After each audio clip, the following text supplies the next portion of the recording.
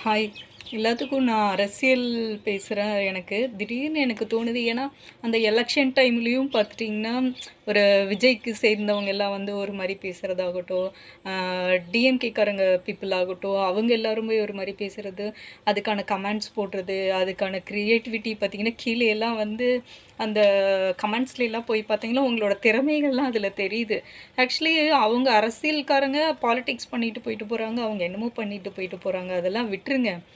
நீங்க உங்களுக்கு இருக்கிற அந்த கிரியேட்டிவிட்டிய வந்து உங்களுக்கு பிஸ்னஸா நீங்க ஏதாவது பண்ணுங்க.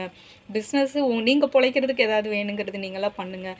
ஆக்சுவலி அதுக்கெல்லாம் நீங்க வந்து மெனக்கெட்டு அது போய் பார்த்துட்டு அது பண்ணாதீங்க. அவங்க வந்து பதவி ஏத்துட்டாங்களா, அவங்கவங்க வேலைய அவங்கவங்க பார்த்துப்பாங்க. அப்ப அவர் வந்து எதிர்க்கட்சி தலைவர். அவர் என்ன பேசணுமோ அத செய்யணும். அவர் எதிர்க்கட்சி தலைவர். அவர் வந்து ஏதோ ஒண்ணு பேசி தான் ஆகணும். அவர் ஏதோ ஒரு குற்றம் கண்டுபிடிச்சு தான் ஆகணும்.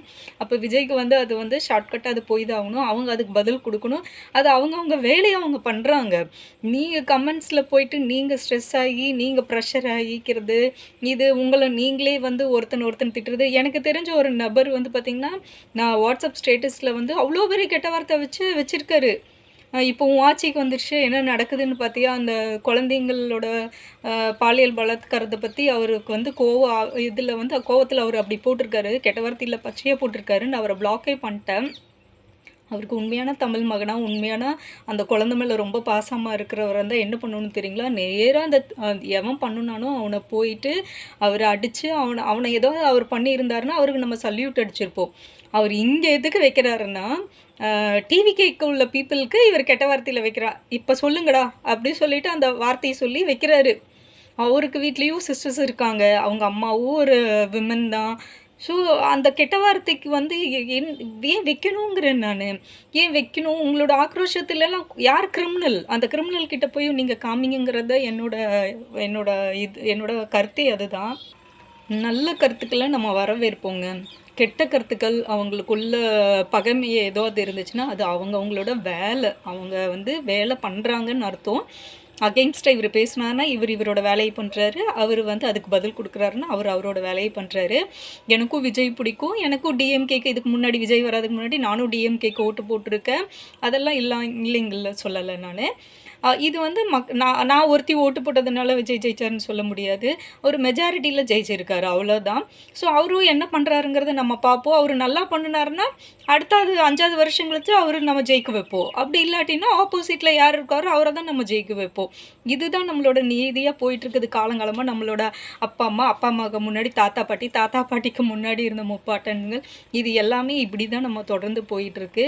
அதனால இப்ப இருக்கிற இதில உங்க வாழ்க்கையில உங்க பிரச்சனை வீட்டு பிரச்சனைகளையே அதுவே உங்கனால எப்படி அத எடுத்துட்டு நம்ம நெக்ஸ்ட் லெவல் கொண்டு போகணும் அப்படிங்கிறதுல நீங்க வந்து மும்முரமா இருக்கும்போது, இதெல்லாம் வந்து ஒரு தேவையில்லாதது.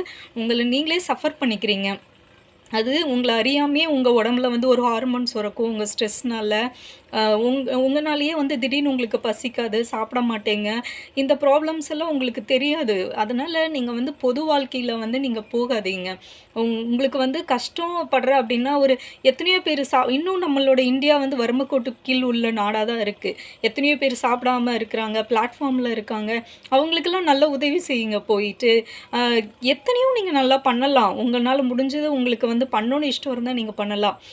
ஆக்சுவலி இது கமெண்ட்ஸும் கேட்டுட்டு நீங்க எனக்கும் ஏதாவது கமெண்ட்ஸ் போடுவீங்க. நான் கமெண்ட்ஸ் பிளாக் பண்ணிடுவேன். ஏன்னா வந்து இது ஏத்துக்கிறவங்க தான் ஏத்துக்குவாங்க. எல்லாரும் ஏத்துக்குவாங்கன்னு சொல்ல முடியாது. ஸோ, அதுக்கு நான் பக்குவப்படுத்திக்கிட்டேன். எனக்கு அந்த கமெண்ட்ஸ் பார்க்குற அளவுக்கு எனக்கும் ஸ்ட்ரென்த் இருக்காது. அதனால அத நான் பிளாக் பண்ணிட்டேன். ஸோ, இது வந்து பெரும்பாலும் வந்து நம்மள முன்னேற்றணுங்கிறதுக்காக தான் நல்லது தான் நான் சொல்லியிருக்கேன். நீங்க இந்த மாரி எல்லாம் டைம் ஸ்பெண்ட் பண்ணாதீங்க. உங்களோட கிரியேட்டிவிட்டிய உங்கள உழைப்புக்கு வந்து உங்களுக்கானதா மாத்திக்கோங்க அப்படிங்கிறதுக்காக தான் நான் இதோட வீடியோவ வந்து நான் உங்களுக்கு பேசியிருக்கேன். ஸோ, என்னோட கருத்து நல்லா இருந்தா நீங்க லைக் குடுங்க. இல்லாட்டி டிஸ்லைக் குடுத்துருங்க. அதிலேயே நான் தெரிஞ்சுக்கிறேன். தேங்க்ஸ் இவ்வளோ பொறுமையா பார்த்ததுக்கு.